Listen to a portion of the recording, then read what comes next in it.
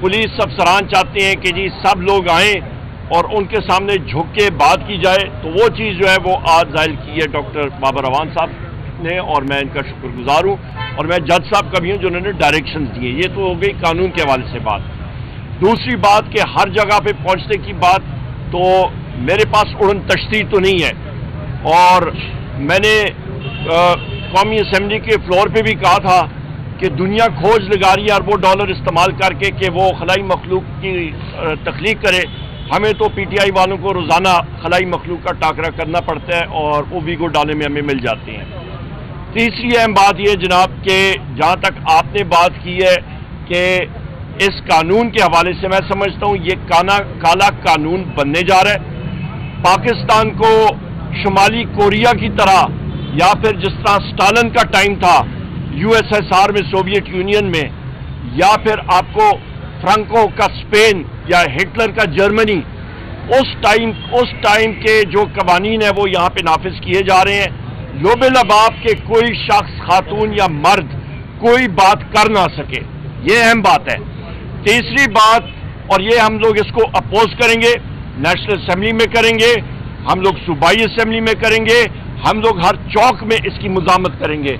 ये हमारा आर्टिकल 7 के तहत हमारा फ्रीडम ऑफ एक्सप्रेशन यानी कि इज़हार राय की आज़ादी, ये हमें गारंटी है 73 के आइन के तहत, और उसका हम लोग दिफा करेंगे। आप उसके साथ फ्रीडम एक्सप्रेशन आ जाता है, उसके साथ साथ आप ये देखें कि डेफिनेशन ऑफ स्टेट जो है उस पे आप आ जाएं, तो डेफिनेशन ऑफ स्टेट बड़ा क्लियर है। मैंने आपको बताया फ्रीडम ऑफ एक्सप्रेशन वो एक दूसरा आर्टिकल है, आर्टिकल 19 है, और जहां तक डेफिनेशन ऑफ स्टेट है वो आर्टिकल 7 है कि रियासत होती क्या है। आपका जो स्टेट है या रियासत, उस पर आपका कौमी असम्बली है, आपकी सूबाई असम्बली है, आपकी फेडरल हुकूमत है, वफाक की हुकूमत है, आपकी सूबाई हुकूमतें हैं, आपकी तहसील म्यूनसिपल एडमिनिस्ट्रेशन है, TMA, वो इदारे जो कि टैक्स या सेस नाफिज कर सकते हैं। आपने बात की कि दो इदारे आमने सामने, सिक्योरिटी इदारे वो स्टेट नहीं है, तो उनका आमने सामने होना आपके अदलिया के सामने वो जवाज ही नहीं बनता। अदलिया इदारा है, सिक्योरिटी इदारे स्टेट या कि आपके जो रियासत है उसका एक मतलब आप समझे टूल है, उसके औजार हैं।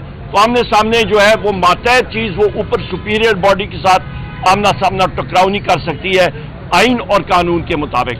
बहुत शुक्रिया। सर ये बता दीजिए कि पिछले दिनों जब आपने कौमी असम्बली में खिताब किया तो ख्वाजा आसिफ साहब ने आपको अपोज किया आपकी ज़्यादा के हवाले से। आपने थ्रू आउट अपने पॉलिटिकल करियर में कभी भी अयूब खान साहब को डिसऑन नहीं किया उनके मार्शल लॉ को। क्या आप समझते हैं कि उन्होंने मार्शल लॉ लगाकर इस मुल्क की जमहूरियत को नुकसान पहुंचाया था? देखें, दो बातें हैं। पहले तो जो कहने वाला है उससे आप सवाल करें कि नवाज शरीफ जनरल ज़िया-उल हक का तीसरा बेटा कहलाता है। अगर फांसियां लगानी है तो थोड़ी बड़ी फांसी घाट बनेगा, और उसका पहला उम्मीदवार तो आइन तोड़ने के जुर्म में शरीक नवाज शरीफ है।